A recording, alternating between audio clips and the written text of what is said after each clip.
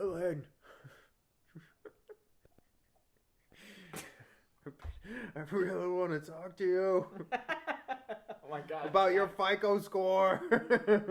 He's chasing him through the fucking shipwreck. Do you have a moment of sarcasm? Say, excuse me. You can't run, Jesus. Michael.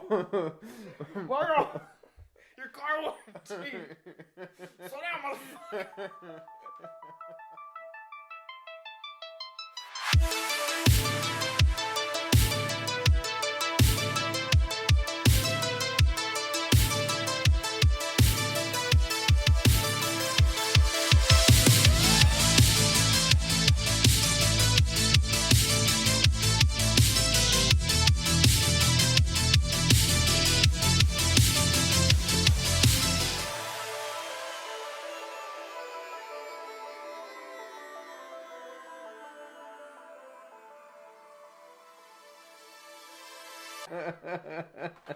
That scene's still, dude. Like, that had to have at least been like 50 feet deep. Yeah, dude. The bends are real. Yes. When they're talking about, like, we gotta stop this bleeding, I was like, yes, you do. It's from his ears. This whole body. He should be paralyzed with shock, and yet no one's talking about that. Here we go. Came out of the water like a fucking rocket. Just, god damn, he went so fast, and his head did not explode. Jesus fucking Christ.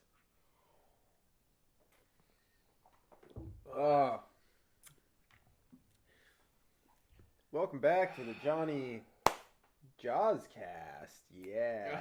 We're going with that. I like that. I like that a lot. That's pretty. I'm into it. Pretty cool. That's I came up with it. That's your name. So you got to get ready for that.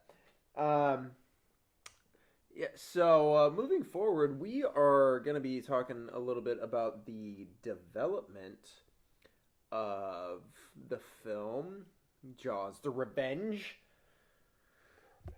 And really how this film came to be the shit fucking show it is. Maybe give a little bit of insight into that. Unlike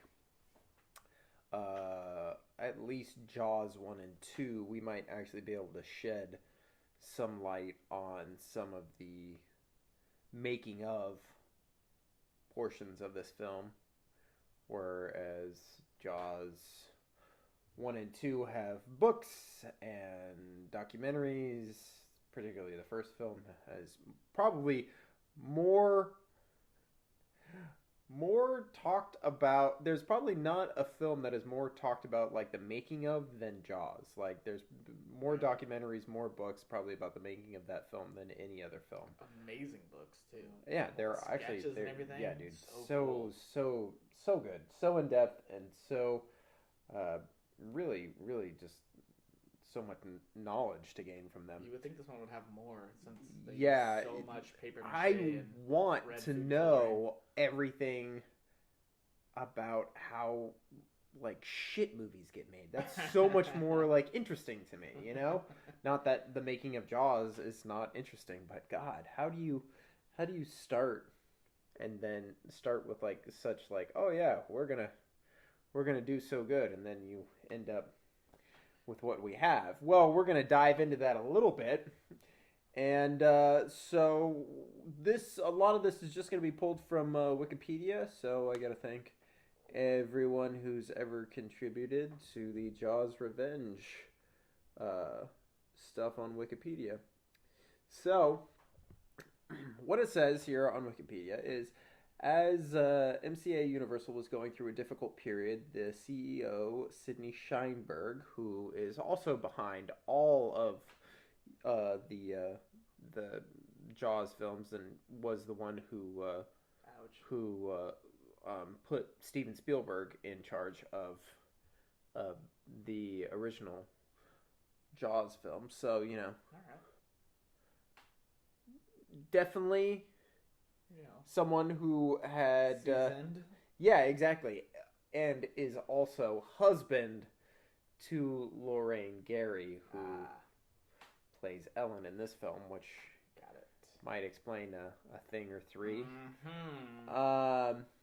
Interesting.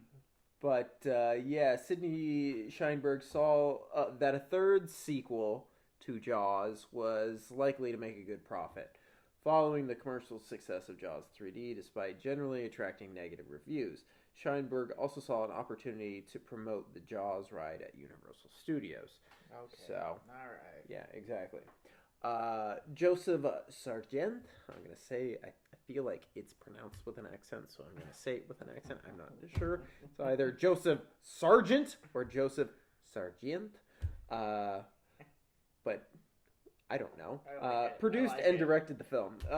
He had worked with Lorraine Gary in 1973's The Marcus Nelson Murders, for which he won his first Directors Guild of America award.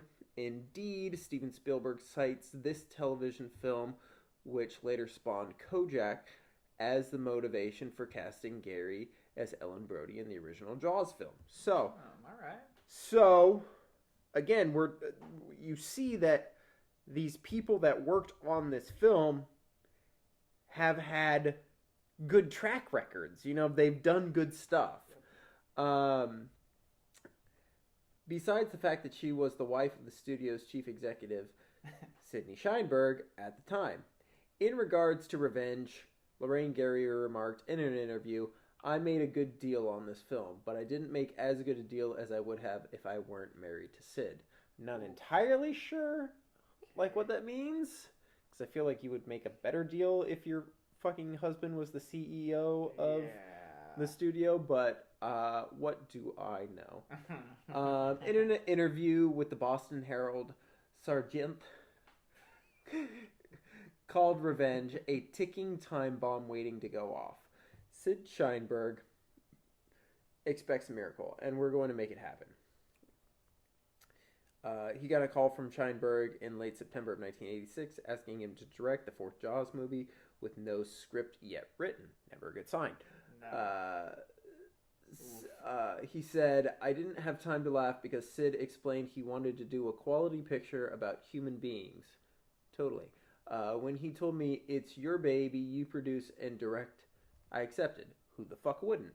According to Sargent, Sheinberg cut through all the slow lanes and got Jaws the Revenge off and running. In a 2006 interview, he stated that the premise was born out of a little bit of desperation to find something fresh to do with the shark. Don't blame him. Yeah. We thought that maybe if we take a mystical point of view and go for a little bit of ... magic, we might be able to find something interesting enough to sit through. The studio fast-tracked Jaws the Revenge into production in September 1986 so that it could be released the following summer. The principal script by Michael Guzman, known for his TV work, was written in 5 weeks. However, the final shooting script had not been completed when filming began. According to the original film, Roy Scheider, who had been proposed as the shark's first victim, and Richard Dreyfuss refused to participate. Fuck yeah. The film had no continuity with Jaws 3D. In its predecessor, Mike, an engineer for SeaWorld, whereas in Jaws the Revenge, he was a marine research scientist.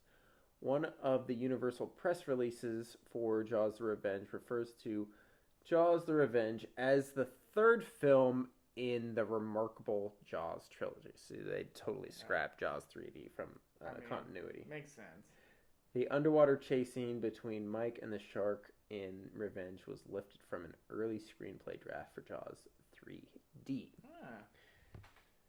So, I mean, it's one of the better scenes. If not the best scene, as far as like obviously I just showed you they did in 2018. Somebody put together a version of that scene with a CG shark instead of the robot shark, and it looks really, really fucking good. It looks killer. The shark looks realistic. It moves realistically. Adds a very realistic level of tension to the scene. Yeah. And then it just makes you wonder, like, what if, basically. Yep. But you see from that it does sound like, you know, they... Obviously, Universal's going through a bit of a rough patch, and then it's like, all right, well, what has worked for us? If you need a win, you go back to the tried and true, right? Yep. You know, you go back to what you know, and at this stage in the game, Jaws was a fucking cash cow. Oh, yeah. Like, even Jaws 3D, while it didn't do great as far as reviews were concerned, it still made a lot of money. Oh, I'm sure. So, why not go back to that?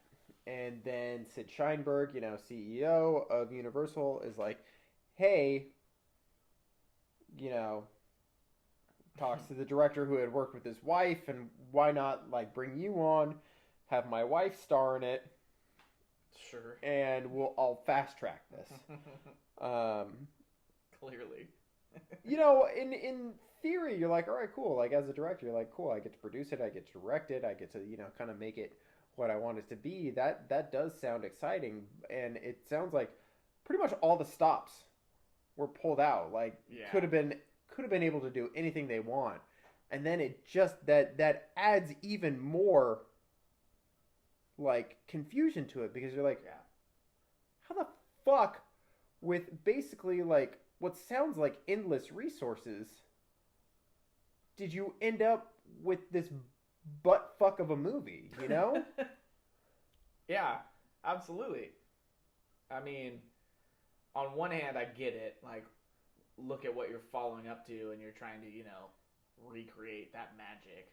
But on the other hand, like, you kind of shit on it.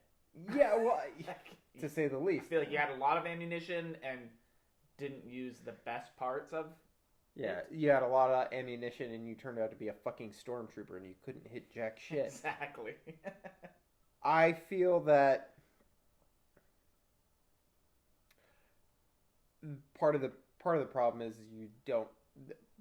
Part of the big problem, the number one problem... Mm-hmm. And we'll get into this a little bit later with what they could have done differently. Yep.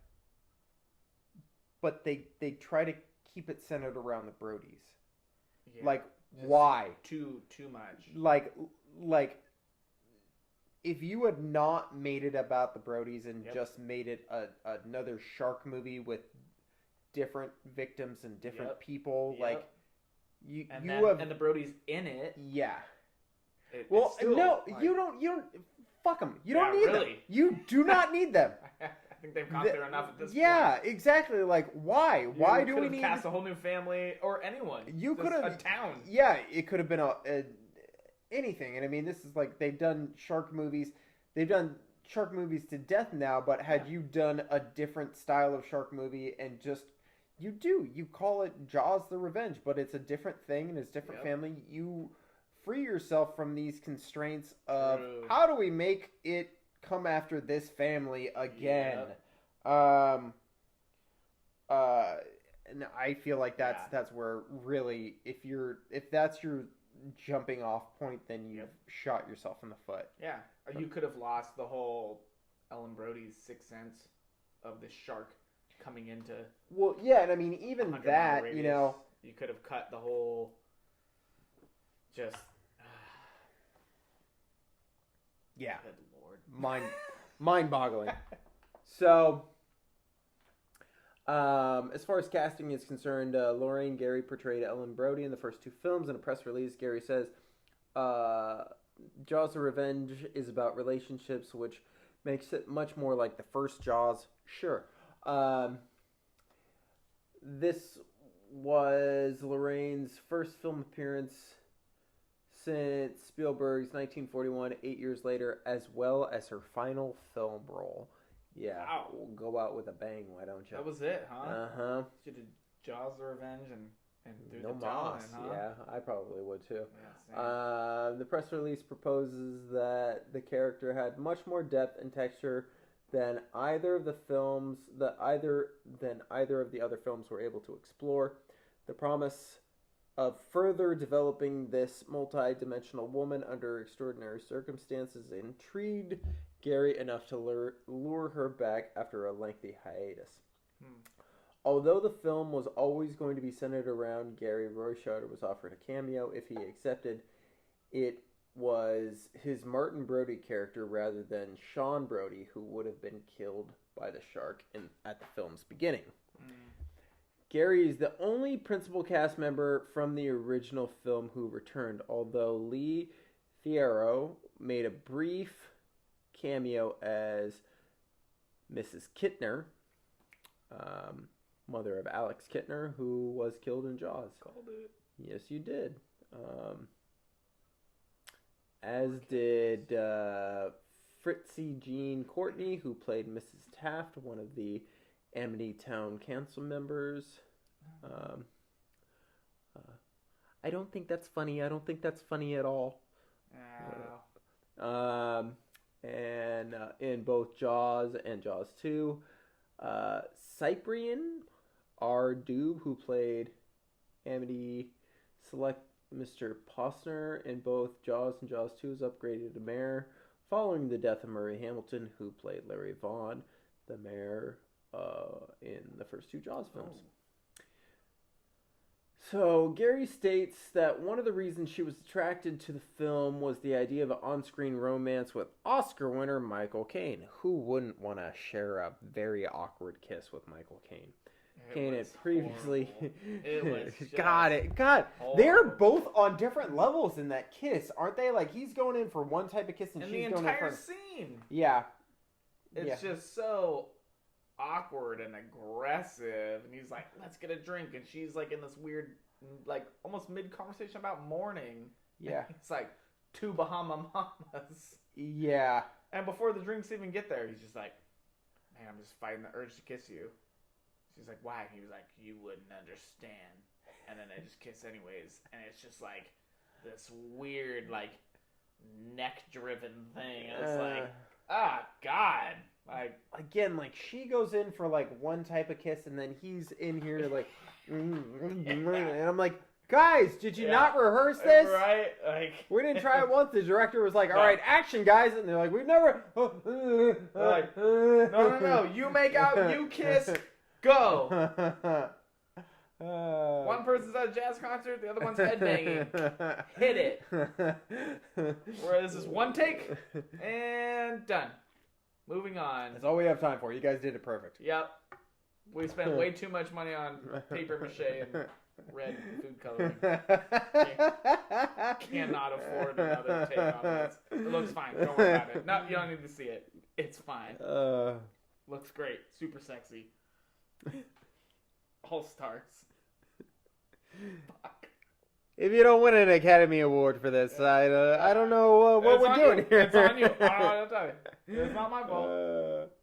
Let's see. The first day, this is what Lauren Gary says about working with Michael Caine. The first day we worked together, I was nervous as a school girl. Jesus Christ.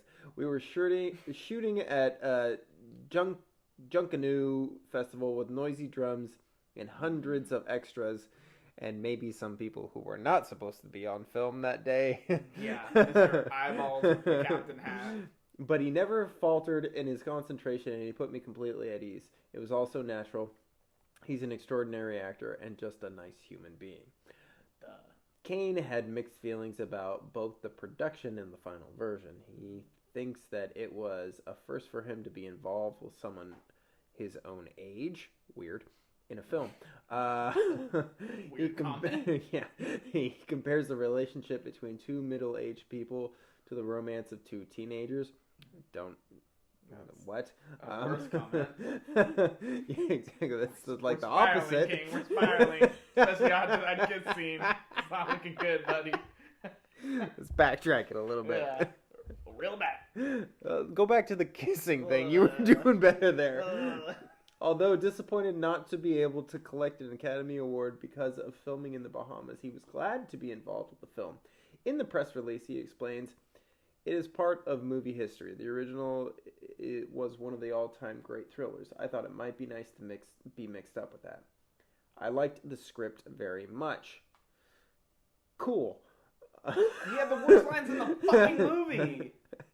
That's debatable. Yeah. Sure. However, Caine later claimed, "I have never seen the film, but by all accounts, it is terrible. However, I have seen the house that it built, and it is terrific." God, I love that. Man. That's got to be one of the best lines from an actor in cinema history. Just like, I've never seen that piece of shit, but god damn it, like, you know why that shark looks so bad, right? Look at this house that I have over here. It ain't fucking paper mache. Fuck. God damn, dude, his lines killed me, but that makes me really happy. Actually, that's his just like genuine like, and it even says right here. It says. In 1992, his autobiography says that the film will go down in my memory as the time I won an Oscar, paid for a house, and had a great holiday. Not bad for a flop movie. Someone came out on top, you know?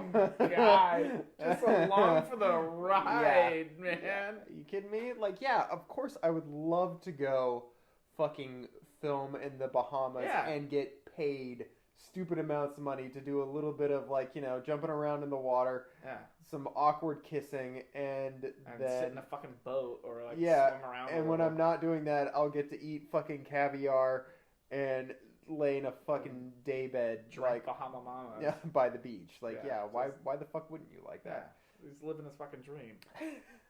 His lines killed me. His stupid little one-liners and his stories drove me up the wall. I can't agree with you on this. We're at odds. It's one of those things. Like it blurs the lines. You know what it is?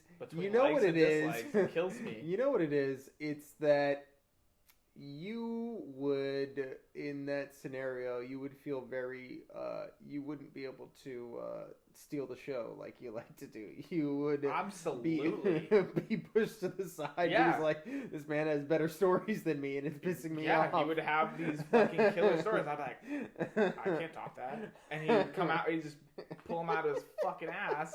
I'd be like, go back to the fucking craps table where you belong. I took a plane to fly, sir. And the thing that would really piss you off, because you'd be like, well, clearly that's not true, but I can't call him on it because I can't prove that it's not true. And I just look like an asshole. Yeah, no, it pissed me off. I wrote one down. Which one was it? After he fails dramatically at the craps table again. They're all at the casino having a good old time, and Jake and his wife, she's like leaning on him, being like, "Ooh, you better save some strength for tonight. Wink, wink, blah, blah, blah." And fucking Caine just comes in with this one-liner. He's got his arm around Mama Brody, and he's just like, "Oh, I once knew a one-armed piano player. Took him 2 minutes to play a 1-minute waltz." And I don't know if anyone laughed. I didn't. But I wasn't watching anymore because I was so frustrated. I think I looked at the wall, and you were laughing. So, 1. 2, we can count Ellen, probably. Yeah, because her panties were so wet at that point. Dude, what the fuck? This is what I'm telling you about. And he's just over the fucking moon about it. I'm like, he's killing me. He's killing me. I was laughing. I can't listen to this shit. I was laughing because I knew how much it did not make sense given the scenario. And I'm sitting there chuckling to myself, and I'm like fucking side-eyeing you, and you have your hands in the air. At my fucking wit's end, and we're like, what, halfway through the fucking movie? I'm like, I can't listen to this shit anymore. Every time he opens his fucking mouth, his curly ass hair, I was like, fuck. Go get a haircut. God damn it. He killed me. But you know what? Whatever. Props to him. Because that's a good line, Paid for his house. It's a terrible line. It makes no sense. But, he says that line doesn't make any fucking sense. The line about him getting his own home and never watching the fucking movies sounds badass. That's really good, actually. Props, right. I would cheers to him with a Bahama Mama over that fucking quote. Not on that shit. God. Well, he didn't write that. he I don't care. he came up with the I other don't. line. It's Michael fucking Caine. He should have been able to fucking... he walks on the set, reads that script, is like, yeah, that sounds good. Let's do it. Roll. So moving on. Stupid. Fucking stupid. Otherwise, this is just going to become a Michael Caine hate podcast. Which I'm not okay with because I like him in a lot of things. Lance Guest played Ellen's eldest son. You know him better as Barry Gibbs from the Bee Gees.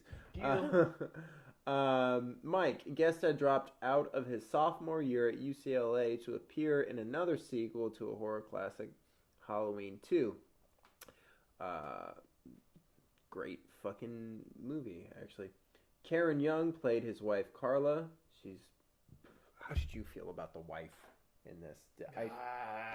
She was a filler. She was weird. She just like all of her. I mean, don't get me wrong. She was just sexual tension. She could fucking rubber band her panties at my face any day of the week, but I actually forgot about that scene. That's hilarious. But that's like the other end of it. It's like 9 out of the 10 of her scenes probably are like a sex-driven thing. Yeah, she's a filler. Like, yeah, and if it's not that, it's about her sculpture that in the first scene is like very sharky. And then when you see it later, it doesn't really look like anything. Yeah, they finally display it. It's painted red, and it's like this big like amoeba.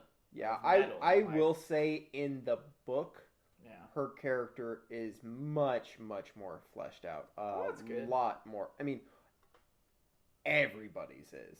Everyone is a much more interesting character and has a bigger part to play. Yeah, I feel like she kind of got screwed in the movie. Like, I feel like that whole role could have been a little heftier with what Michael was already going through. I feel like she could have had a better supportive role for what was happening. For what it was supposedly sold as a movie from more of a feminist take, I would say, because you have this leading woman taking charge sort of a deal.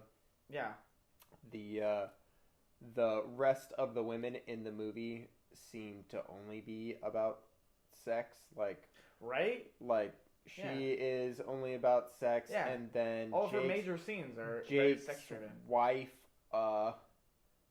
has that weird thing where like I don't know. I just don't know any woman that just says stuff like that. Like, oh, you better save your strength for later, sort of a deal. Like in front of like everyone. Like such a weird thing. Like women don't talk like that. Like who are these guys? Is this what guys like want women to talk like? Is that what it is? Because I didn't find that shit. What are we doing? Yeah, that's super. I don't know. That was something that stuck out to me. I was just like, that side of it, fucking really in front of like all like her close friends and everything. That's just like an awkward thing. Like think of like it was weird. Think of like your better half or my better half. Like would never do that in front of like our close friends. That would just be like a weird like. And if she does, you better Michael Caine the shit out of it. I'd be like, oh man. Come in with one-arm piano player. The worst fucking joke that has nothing to do. Oh yeah, man. 2 guys walked into a bar. You think one of them would have ducked. And everyone laughs. It's just like, yes! That has to do with sex, right? I'd probably slap you. Like, you would. Michael Caine, motherfucker, I'll kill you. You bring that shit to this table, you know what's gonna happen. Jaws revenge, praising motherfucker. You were in there. Smack!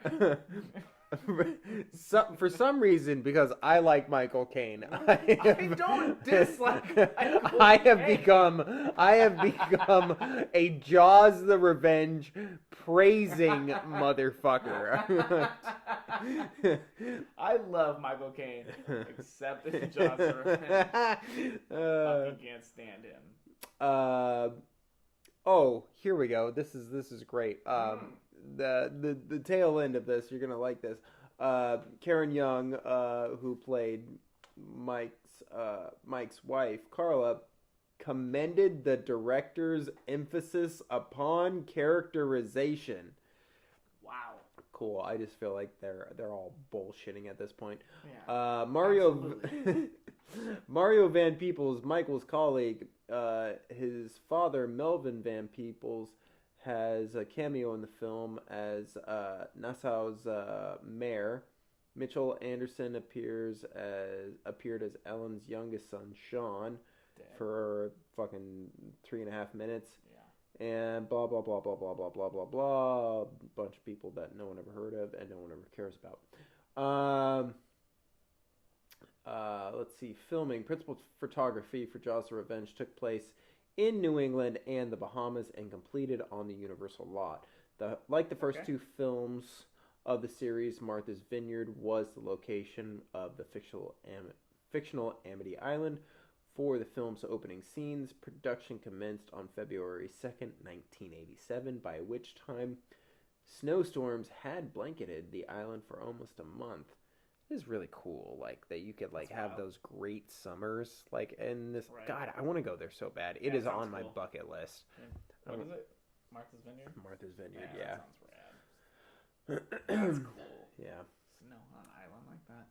That is really rad that they, like, brought it back like that. Yeah. That's cool. That does, and I mean, again, that was, like, one of, obviously, my things that I liked. Yeah, you pointed it out when we were watching it. I'm like, damn, that is really cool.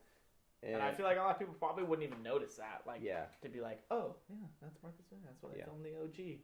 I'm like, oh. Like, I didn't. That flew right over my head. And you're like, oh, no, that's Martha's Vineyard. I'm like, damn, they got dudes in the background, like, shoveling snow, just going through it. And it's cool because, real, I mean, like, snow. You know it's real. And the beginning of the movie is like, it's Christmas time. So I'm like, damn, that's rad. Like, it's a nice little good look. It adds definitely, like, where the rest of the movie, like, it puts some integrity into it. Yeah, drops the ball as far as that sort of shit is concerned. That does add some legitimacy to it.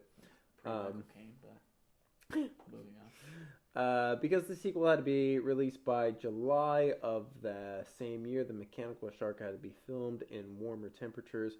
Martha's Vineyard only makes a cameo appearance in Revenge.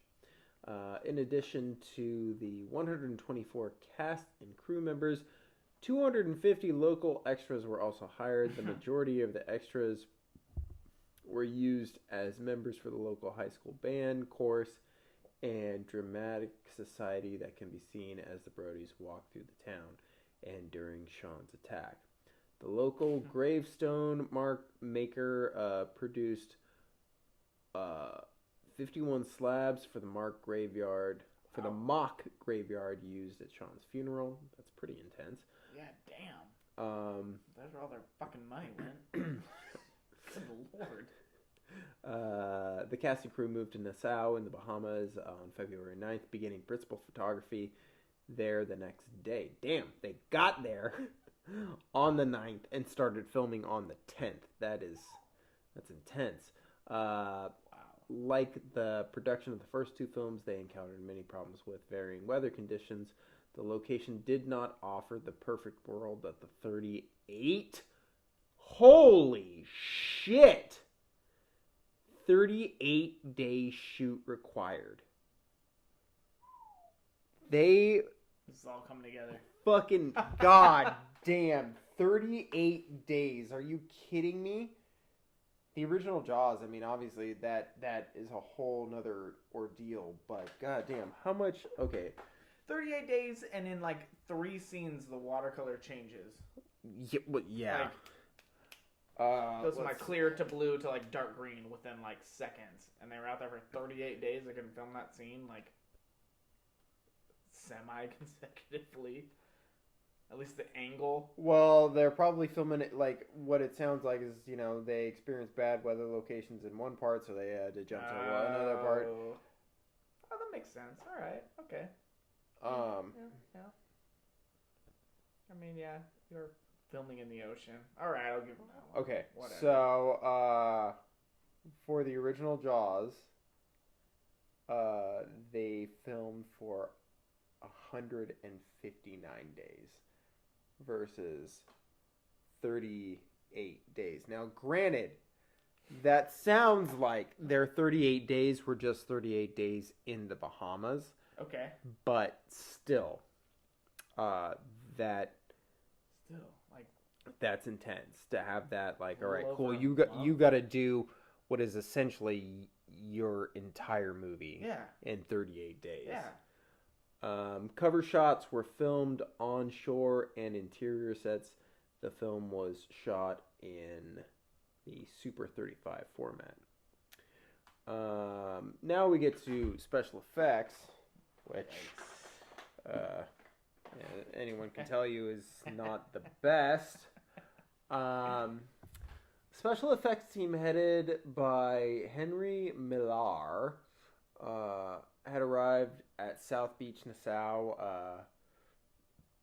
which, for anyone who is curious, I was just there like a month ago. And that's right. Very, very, very beautiful. Yeah. You pointed that out a couple times. Oh, I was there. I was there. Man, I was there. Didn't see any sharks. Oh, yeah. Went to the Bahamas. Oh, yeah. Have I mentioned that I've been to the Bahamas? I would like another one as well, please. Oh. Excuse. You're so selfish. You only think about yourself. All right. You don't think about how other people might like Michael Caine. Thanks, pal. My pleasure. Yeah, so the special effects team got to the Bahamas on January 12th, almost a month before principal photography commenced there. In the official press release, Millar says that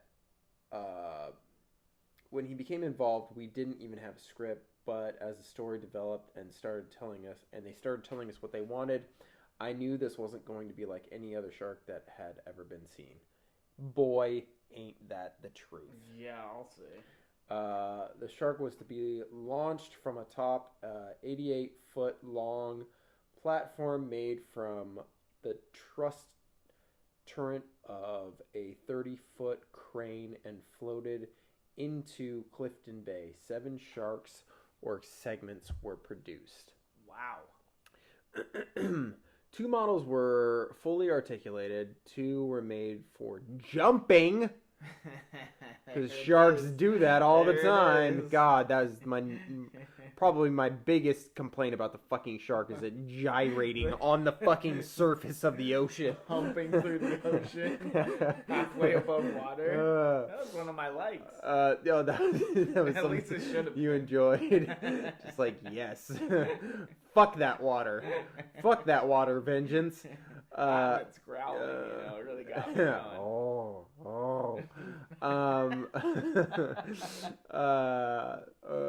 One for ramming, one was a half shark, the top half, just so you know, and one was just a the 2 fully articulated models each had 22 sectioned ribs and movable jaws covered by a flexible water-based latex skin. Now, before we go any further, do you want to make a few comments about that skin? Oh, I mean, not when you ask it like that, God. No, the scenes that fucking killed me when we were watching it, and I yelled and pointed them out. I'm like, every time this thing is out of water, halfway, not attacking, but out of water and trying to attack, bone dry. And it was clear as day. The whole thing. I'm like, this thing has been just sitting on a dock for hours. They lowered it in to whatever level they needed to clearly. And we're like, action, roll it, let's go.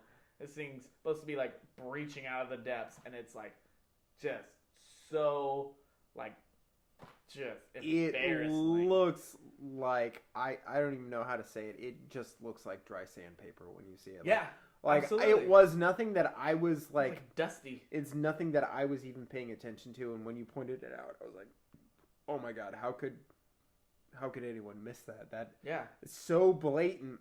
Like it's not even that it looks dry. It looks cooked. Yeah. It looks like, just like you said, that it had been sitting out of the water for fucking 3 hours, waiting for everyone to get position, and actors get in frame, and da-da-da-da. All right, lighting's good, camera's good, operator's good. All right, action, go. And then by the time they were rolling, they're like, fuck. Fuck it. Don't worry. No one's going to notice. Yeah, no, and keep going. Roll. To be fair. I get it. 38 days. Whatever. We've also had those moments ourselves in our, our little bit of filming that we've done where I've also jumped into a pool in a full suit with shoes on. Leather shoes. Yeah, so you've bit the bullet. Yeah, I think they could have dunked it 3 inches underwater and brought it back up and played and that's when they realize that their script supervisor who's in charge of those details is on fucking lunch break. Yeah. Where's Karen? Yeah, fucking Karen. Why wasn't the shark wet? 4 Bahama Mamas deep. He's like, looks good. So Karen is just the singlest woman you've ever met in your life. Right up there with Ellen up until the fucking bar scene. She was looking for her own hoagie, Karen. Yeah. She was just only one. Oh, God. Only one white man with a gambling addiction and a pilot's license on that stupid spit of an island. Oh, God. I want t-shirts made that says there's only one hoagie. God. Yeah, it drove me nuts, though. They got away with it in the first one because it was nighttime, and you couldn't tell. And Sean died, and you didn't... you saw the shark, but it was for all purpose sakes pretty dark and covered, and you could. And I mean, the shark does, like the images that you do see of the shark in that, it is like actually launching out of the water. So like that you can. Everything else is pretty much daytime, and it's clear as day. Again, this goes back to the big fucking picture with this shark is that it's out of the water more than it is in. Yeah. Did anyone a part of this movie ever watch any video footage of sharks or consult with anyone having to do with sharks? Because I can tell you what, the people on the first film certainly did. Yeah. Oh, the research, it's night and day. Yeah. Comparison. That's why it's so scary. That's the whole idea of it. You're in the ocean. You can't see it. Yeah. This thing's just like half-mast, like its waist out of the water, just like humping around, growling. And that's why it's so dry. It's out of the water half the time. It's like just cruising around, just being a little bitch. That's why it's all dry. It's got its fucking sunburn by the time it's attacking people. That's what they should be doing. Michael should have been fucking doing research on. Fuck the little snails. Like, why is this great white shark breathing air? What the fuck? Like, good lord. He is consistently breached. Jake knew what he was fucking talking about. He was like, hey man, halftime on the snails, halftime on the shark. Michael's being a little dickhead. Jake had to figure it out, man. The best part for me is that the shark is always on top of the water, but then no one can see it. Yeah, it's on top of the clearest water in the world all the time, and everyone's like, "Where did he go? Where did he go? Where did he go?" And then he's like, "Hi." Yeah. He's like 6 feet away. He's like 30 feet long. Their favorite submarine. Their favorite camera angle was the shark coming directly at the camera, just the fin, and I'm like, "Oh God." They were using that front half model they had to its full extent. Some guy named fucking Troy is just kicking his legs as hard as he can, just pushing the thing. I want to be a star. I made it, Mama. I did it. Exactly. Yeah. You said I'd never amount to nothing. God, it's painful.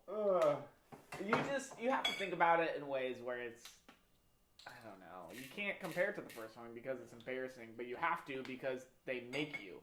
It's all about the Brodies. That's why, like you said, had it been its own movie and that family wasn't a part of it and it was its own shark film, it could have done its own thing. It could have been an Amity.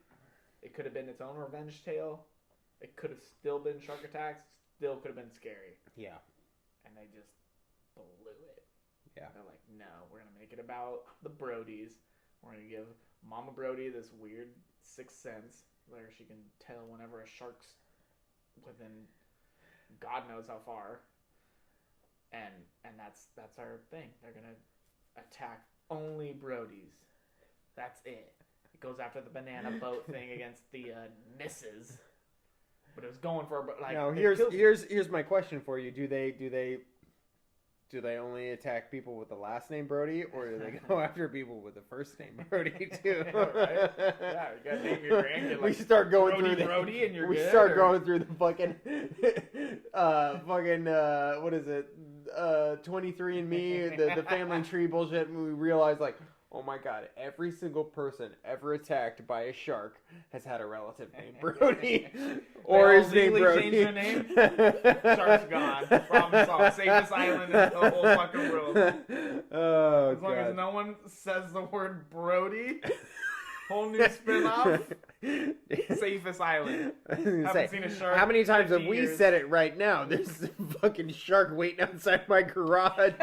I didn't even know to go surfing.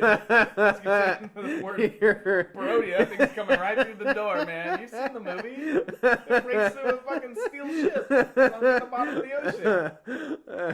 I don't have a jetpack. Where am I supposed to go? I am one man. It's gonna be you in fucking space, and then Jaws in space. And I'm against Michael Caine in this movie. I'm victim number one for sure. Like, yeah, we got to next this fucking asshole. We're over it. He was the fucking star. Fuck this guy. God damn it. Underwater sequences. Cinematographer John McPherson also supervised the underwater unit, which was headed by Pete Romano. I wonder if there's any relation to Ray.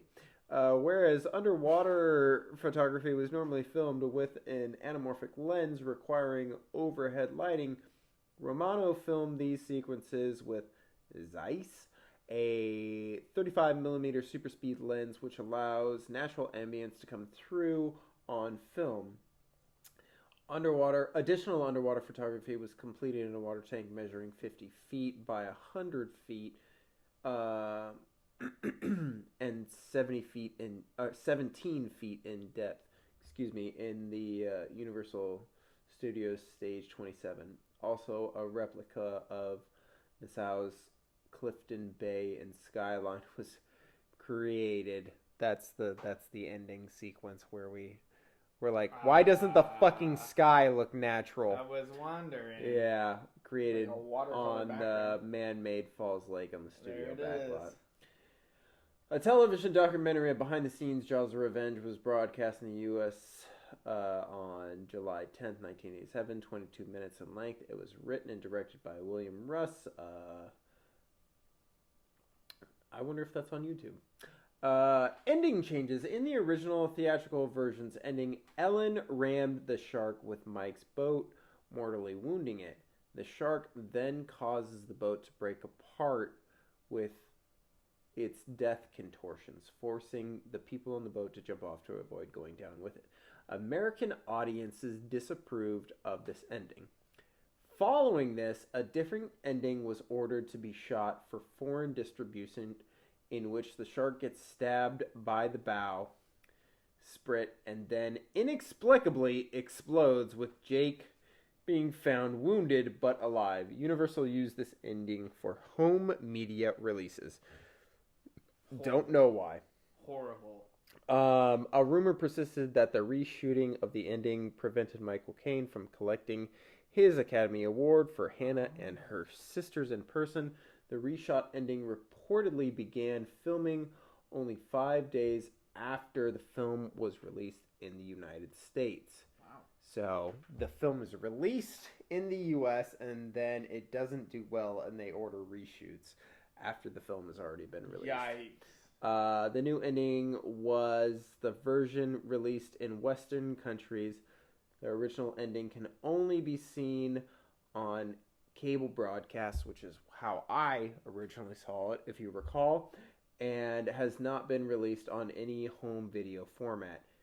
Except now, I think it's on the Blu-ray because we watched it after we watched the. So when you watched it on cable television, it had the alternate ending we saw. Yeah, it was the shark being impaled, not exploding. So much better. Yeah, so much better. It was painful. In his review, Roger Ebert said that he could not believe that the director would film this final climactic scene so incompetently that there is not even an establishing shot, so we have to figure out what happened on the basis of empirical evidence. Yikes. Yeah. Yeah, I mean, we watched the two different endings because they have the alternate ending as a bonus feature. That is the only bonus feature I think that they have. Yeah, if you haven't watched it yet, you have got to watch the alternate ending or the actual ending. Yeah, I would say it is insanely better. The ending for the shark and the way it wraps up is better. I mean, then it kind of fast tracks to just like, okay, hey, get on the plane, bye, go back to Amity, Ellen, see you later. Yeah. You're good, we're good, cool, and you don't hear anything about Jake, which makes a whole lot of fucking sense since he went down to the depths in the fucking shark's mouth. Yeah. By his, like, torso. He should be dead.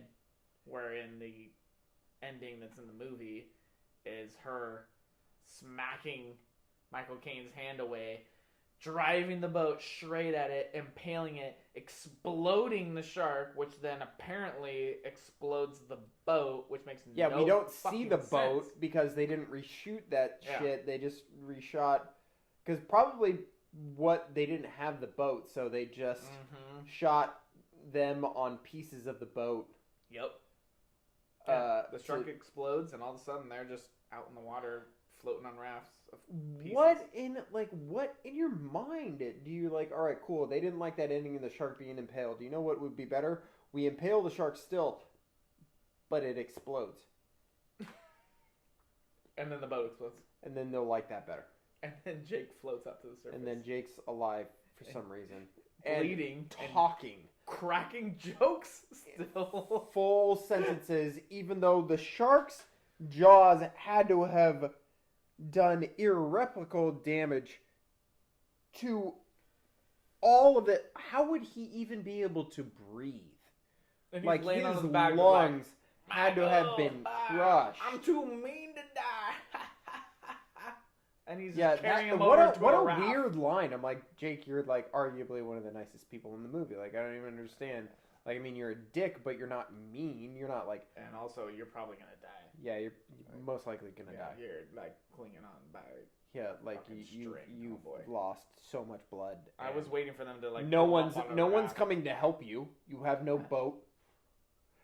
Well, they did call it in. They were asking for help. Oh, when they landed the plane, they were asking for help. Yeah. Okay, you got me there. Okay, so maybe someone has left the dock. I don't know if you've ever heard of any people just being attacked by a shark where they had been bitten on the leg or this, that, or the other, and it is such a serious thing. Oh, it's insane. The blood loss. Yeah, you will bleed out. Yeah, and that sort of business, like, and that's crazy. I just love how movies just take all that for granted. He floated up to the surface, and Michael like goes and scoops him up, and I was like waiting for him to pull him up, and it'd just be like his torso. Yeah, because it would make more sense. And I'm like, oh, he's cracking jokes. Oh, he's dying. Yeah, for sure. Yeah, like. Give him his fucking Maverick and Goose death that it looked like as he's swimming around holding him by his fucking armpits and call it what it is. Too real. Let like one character die in here. Let's go. Like other than Sean, who's a fucking douchebag. He had his 4.5 minutes of fame. Call it what it is. Jesus. Like Give the shark its moment of glory, man. It's worked so hard. Let him kill somebody. It swam all the way to the goddamn Bahamas. Let it eat. It worked hard. It hasn't had anything to eat this whole time. You know how many calories it burned going from fucking... Yeah. From Brody to Brody? They're hard to find. New England to the Bahamas? There aren't that many of them. Critical response. Jaws the Revenge was universal, there you go. That's fun. Panned by critics and audiences alike. The Rotten Tomatoes with 39 reviews for the film has an approval rating of, get this, 0%. Damn. The critical consensus reads, a logical, tension-free, and filled with cut-rate special effects, Jaws the Revenge is a sorry chapter in a once-proud franchise. Yeah, it says here that Lorraine Gary was nominated for both a Saturn Award for Best Actress and a Golden Raspberry for Worst Actress. I don't know how she was nominated for Best Actress, but what do I know? I guess those kind of even out, right? Call it what it is. Maybe that's why she stopped. Yeah. It says many scenes are considered implausible, such as the shark swimming from Massachusetts to the Bahamas approximately 1,193 miles in less than 3 days. He was hungry. He can't eat anything but Brodies.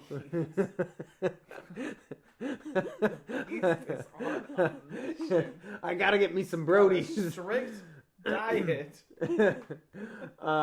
Somehow knowing that the Brody family went to the Bahamas, or following or following Michael through the underwater labyrinth, as well as the implication that such a creature could be seeking revenge.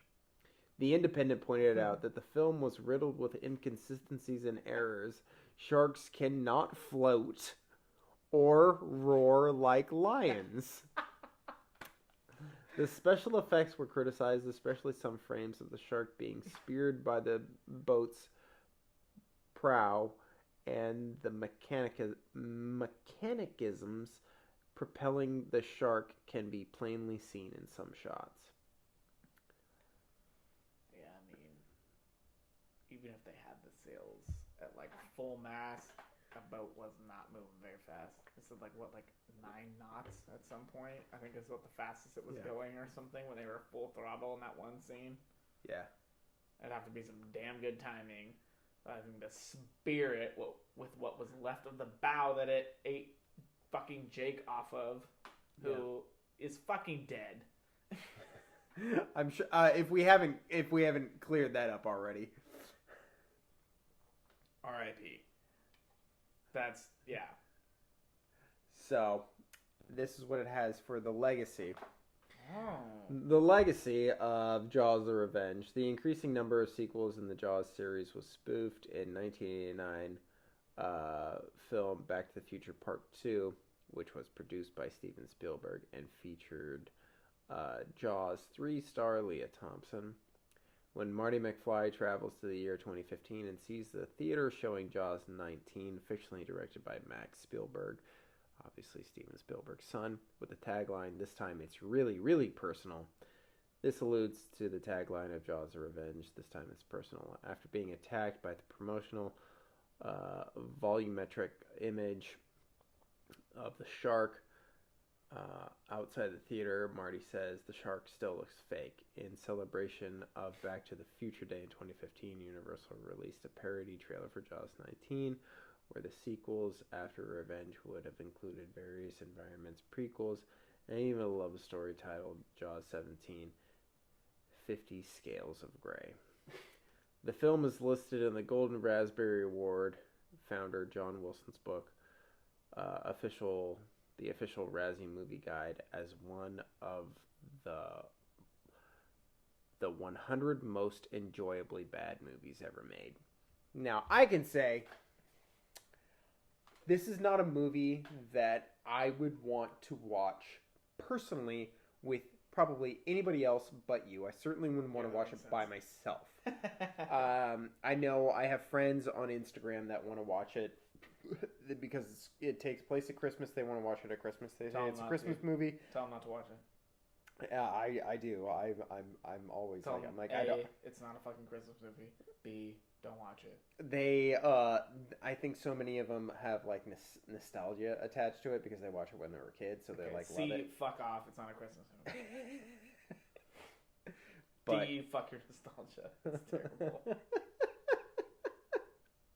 feel like we're not winning any fans here. We can go deeper into the alphabet. Well, the next one is E, and then after that's F, and I just have a feeling that F is going to be fuck yourself. So I have to fucking piss like a racehorse. Seems like a good time to take a break, and then we'll dive into what the differences are between the book and the movie, why I think the book is so much better, and what our thoughts could be for what would have improved the film and what we would have done differently had we directed Jaws 4. So we will be back with you guys shortly. Have to be.